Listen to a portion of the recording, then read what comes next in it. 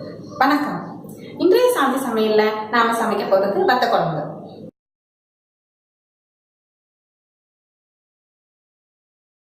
ஒரு table spoon சுண்டைக்காய் வத்தல் எடுத்துக்கோங்க.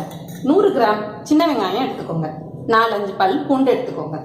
2 டேபிள் ஸ்பூன் தேங்காய் துருவல் எடுத்துக்கோங்க. கொஞ்சம் கருவேப்பிலை எடுத்துக்கோங்க.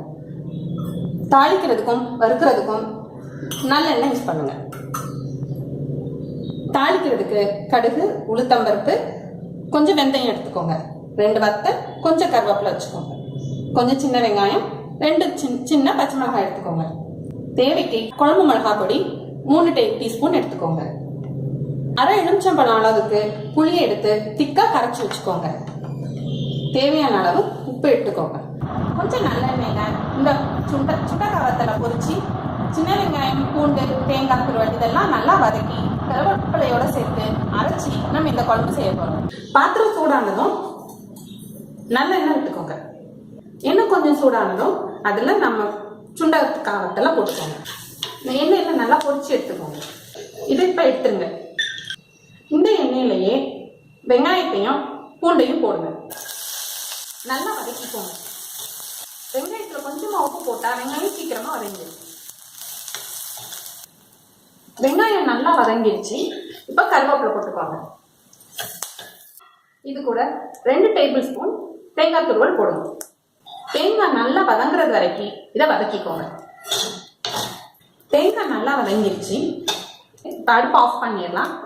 இதோட பொரிச்சு வச்சிருக்கிற சுண்டைக்காவையும் அதோட சேர்த்து மிக்சியில போட்டு அரைச்சு எடுத்துக்கோங்க. பாத்திரம் சூடானதும் நல்லெண்ணெய் ஊற்றிக்கோங்க. வத்த குழம்புக்கு நல்லெண்ணெய் தான் நல்லா இருக்கும். நிறைய எடுத்துக்கோங்க.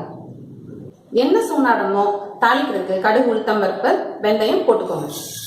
கடுகு வெந்தயம் பொரிஞ்சதும் பச்சை மிளகாய் போட்டுக்கோங்க. பச்சை மிளகாய் பொரிஞ்சதும் சின்ன வெங்காயத்தை போட்டுக்கோங்க.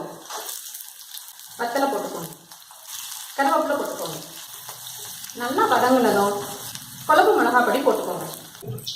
அதை நல்லா எண்ணெயில வதக்குங்க. அதோட பச்சை வாசனை போனதும் நம்ம கரைச்சி வச்சிருக்கிற புளியை அதோட சேர்த்துக்கோங்க.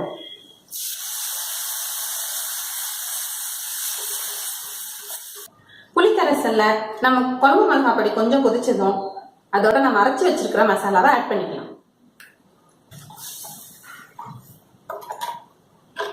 நல்லா கலந்து விட்டுக்கோங்க.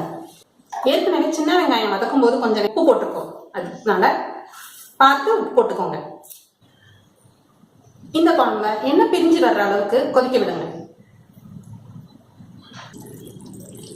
குழம்பு நல்லா கொதிச்சு நம்ம ஊத்தின எண்ணெய் எல்லாம் வெளியே வந்துச்சு.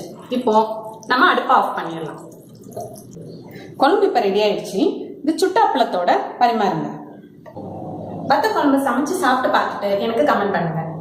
இந்த வீடியோ உங்களுக்கு பிடிச்சிருந்ததுன்னா லைக் பண்ணுங்க, ஷேர் பண்ணுங்க, சப்ஸ்கிரைப் பண்ணுங்க.